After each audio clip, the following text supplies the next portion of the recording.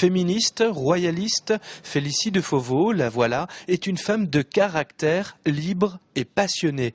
Son inspiration, elle la puise dans l'univers médiéval, ici le Haut-Scol de la duchesse de Berry, à laquelle elle se rallia dans les soulèvements vendéens de 1832. Statues, monuments, bustes, bijoux, armes, l'artiste grand maître de la sculpture du 19e siècle, trop injustement méconnu, laisse derrière elle un travail d'une richesse inouïe. C'est une artiste qui est universelle, c'est une très très grande artiste, une artiste majeure, et comme tous les artistes universels finalement, les œuvres ont été dispersées aux quatre coins du monde. Des œuvres qui viennent de Londres, de Russie, de Florence, où l'artiste a vécu 50 ans, mais aussi du Louvre et également de musées américains.